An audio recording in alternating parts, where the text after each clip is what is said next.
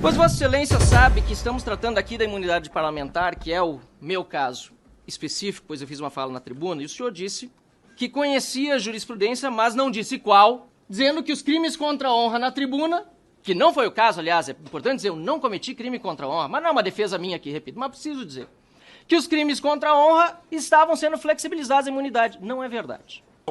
Eu quero falar sobre imunidade parlamentar. Tem aqui uma decisão da ministra Rosa Weber, deputado federal, crime contra a honra, nexo de implicação entre as declarações e o exercício do mandato. Alcance, aí fala do artigo 53, a verbalização da representação parlamentar não contempla ofensas pessoais via achincalhamentos. Senhores, eu vou ler um trecho do discurso de Eduardo Bolsonaro no dia 14 de agosto. Quem faz as coisas por poder e por dinheiro, eu vou citar o que ele falou, merece ser chamado de putinha de Alexandre de Moraes. Putinha de Alexandre de Moraes. O senhor é o covarde, senhor delegado Shaw. Os senhores concordam com isso? Isso aqui é calúnia e difamação.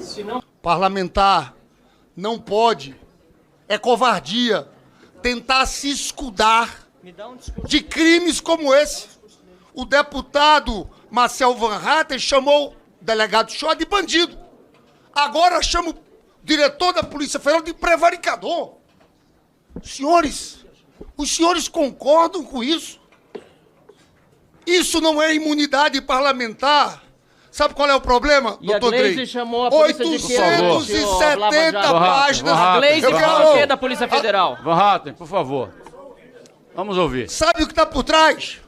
Esse relatório da Polícia Federal, quase 900 páginas, revelando a trama golpista que os senhores estão tentando proteger.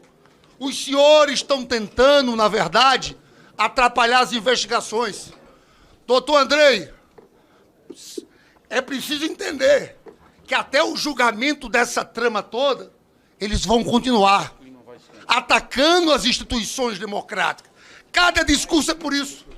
Só que não tem jeito. Esse relatório da Polícia Federal diz de forma clara que Jair Bolsonaro teve à frente da tentativa de golpe. Tinha domínio de forma direta e efetiva dos atos executórios realizados pela organização. Vai além, senhor presidente. Pasmem, pasmem.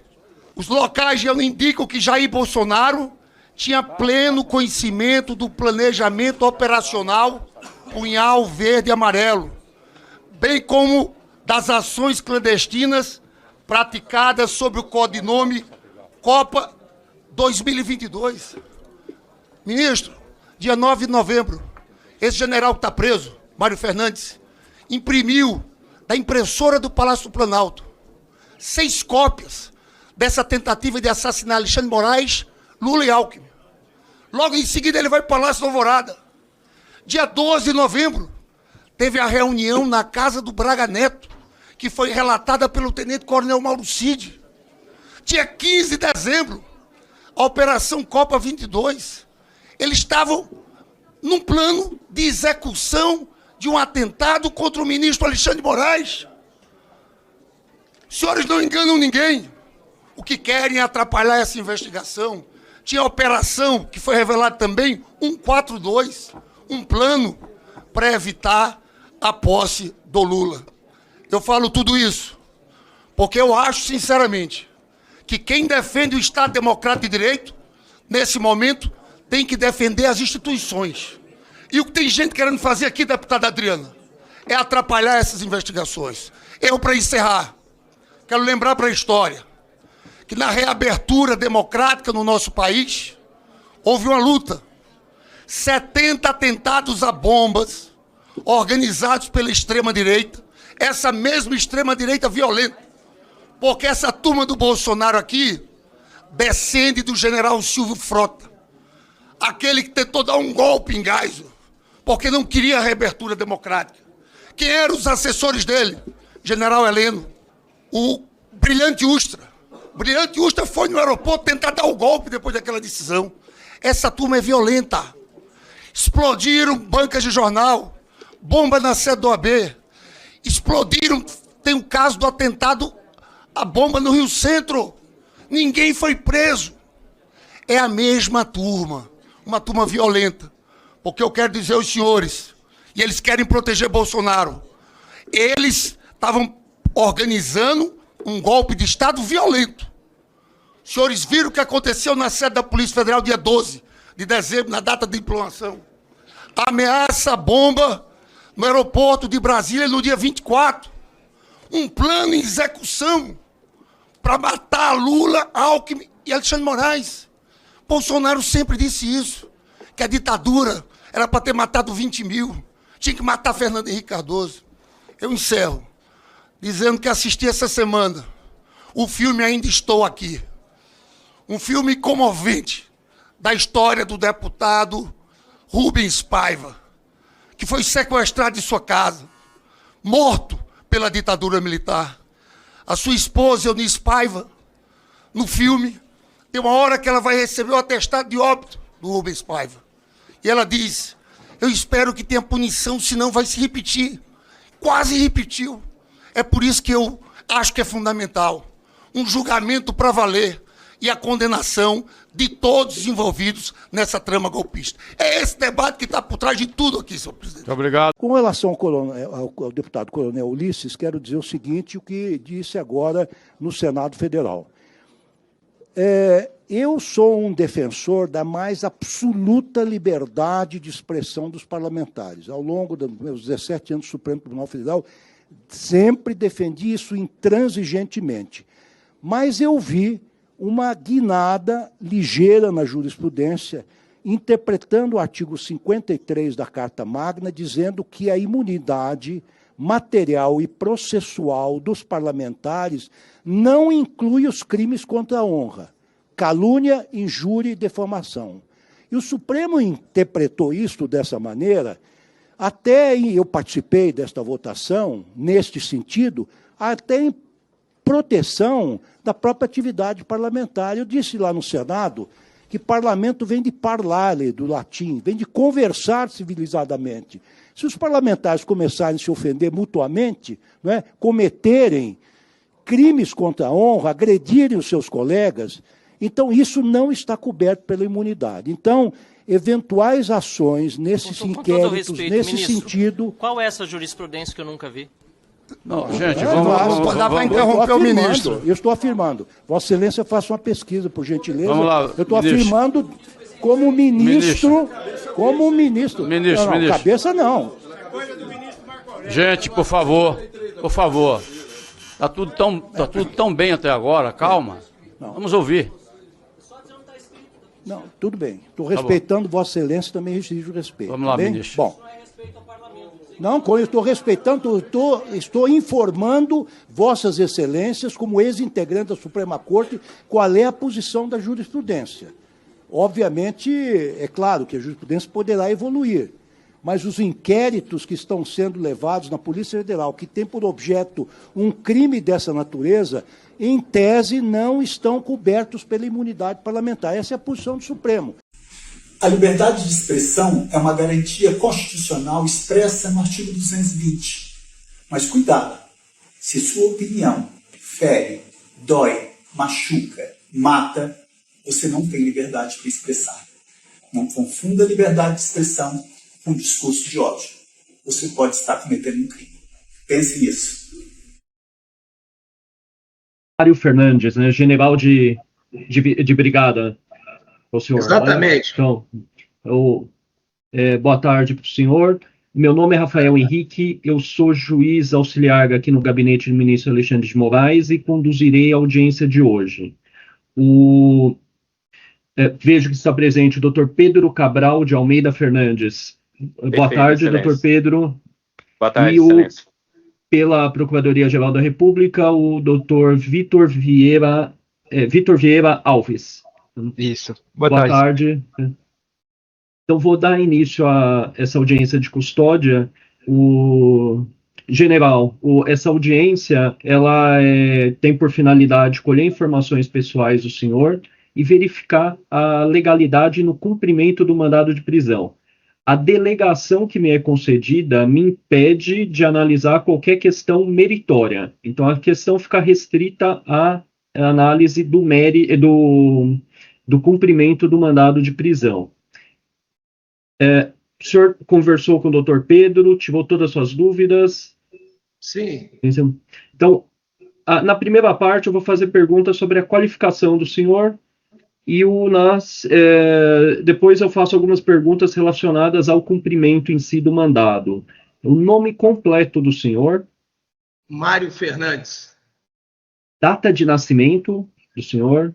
23 de março de 1964. A filiação do senhor? José Hermildo Monteiro Fernandes, já falecido, e Valfrida Pereira Fernandes, viva. A nacionalidade do senhor? Brasileiro. A naturalidade? Brasília. Brasília, Distrito Federal. O estado civil do senhor? Casado. Tá. O senhor tem filhos? Sim. Qual a idade dos filhos? O mais velho tem 31, o do meio 27 e o mais novo 16. 3 homens. Eu sei, só que só para constar, né, a profissão do senhor? Militar da reserva do Exército Brasileiro. O posto ou patente do senhor, né? General de Brigada. Obrigada. A escolaridade do senhor? Nível... doutorado, né? O equivalente Sim. ao doutorado. O endereço do senhor? SQN, em Brasília, SQN 305, bloco F de Foca, apartamento 407, Asa Norte. O senhor tem alguma doença? Faz uso de algum medicamento? Não. Já respondeu a algum outro processo criminal? Não. Em relação à prisão do senhor, houve alguma irregularidade, algum problema no cumprimento do mandado por parte dos policiais federais e foram acompanhados por policiais do Exército, né? Alguém do Exército Brasileiro acompanhou, dada a patente do senhor, certo? Exatamente. E não houve irregularidade nenhuma. O senhor foi submetido a exame de corpo de delito? Fui. Foi ouvido pela Polícia Federal e foi concedida entrevista reservada do senhor com seu advogado? Foi. Só para constar, o horário da prisão? Foi. O horário da prisão foi ainda pela manhã, entre 6h30 e 7 horas da manhã. Tá. E ocorreu na cidade de Brasília mesmo? Do Rio de Janeiro. Tá. Os motivos da prisão, foi dado ciência ao senhor? Não, motivos não. Assim, a decisão em si? O mandato, eu recebi o mandato por escrito, fazendo alusão ao inquérito e apenas isso. Sim, tá. Dessa PET 13236, né? Exatamente. Acho que é isso. Doutor Vitor, algum questionamento? Não, Excelência. Doutor Pedro? Excelência, só um instante. A PGR vai se manifestar quando tiver vista dos autos. Nossa. Doutor Pedro, algum questionamento? Excelência, só eu não sei se vem ao caso, mas eu requeri na verdade, o advogado da defesa requereu minha habilitação nos autos do processo, até para ter conhecimento. Eu queria ver se poderia ter essa avaliação, até para eu poder entrar em contato com o general, até para poder conversar, né? Como não houve ainda o despacho, né, permitindo a habilitação, eu não consegui entrar em contato com ele pessoalmente na instituição militar. Eu havia, pelo que eu havia visto, teria um despacho deferindo, eu não sei se há mais de um advogado habilitado. Isso, na verdade foi um Entendi. subestabelecimento para 2 advogados, né? Além Sim. do que está constituído no processo, mais 2, que sou eu e uma outra doutora. Né? Mas no meu caso, para poder, né, diligenciar junto à instituição, para poder conversar com o general. Tá. Então deve estar em... provavelmente o senhor vai ser, né, intimado da decisão em breve relacionado a isso. E aí sim, né, é possível o ingresso na instituição militar. Inclusive, eu fui... o advogado entrou em contato com a serventia do STF e foi lhe informado que com o número de protocolo já poderia entrar em contato com o acusado, né, com o general, na instituição. Eu queria verificar essa informação até para não ter uma demora, né, da defesa, da gente ter esse contato que é importante nesse momento. Se foi feito esse pedido, porque pelo que eu vi, havia um despacho concedendo vista dos autos aos advogados que tinham sido constituídos, e o senhor afirmou que teria sido um subestabelecimento, certo? Isso. Na própria petição do advogado, né, requerendo acesso à decisão, né, da prisão preventiva, ele também requereu o subestabelecimento, né, dos 2 advogados. E aí eu não sei se esse despacho contempla a análise do subestabelecimento também ou só apenas do acesso à decisão. Entendi. Isso eu teria que ver em relação a essa questão específica, ou o senhor pode entrar em contato com o gabinete para verificar se já houve esse despacho concedendo, ou até mesmo se não houve em decorrência do subestabelecimento, explicando essa questão. Para poder ter acesso, evidentemente, ao general de brigada, senhor Mário Fernandes. Perfeito. Então, doutor Vitor, doutor Pedro, algum requerimento relacionado à custódia em si? Não, excelência. Não, quanto à custódia não, excelência. Então, tendo-se em vista os relatos do custodiado, o general Mário Fernandes, na presente audiência, no sentido de não ter havido qualquer abuso ou irregularidade... Sim? Perdão. Eu acabei não conversando com o advogado. Eu solicitei ao meu advogado, e aí estou fazendo agora, a minha preocupação é que o meu domicílio é Brasília.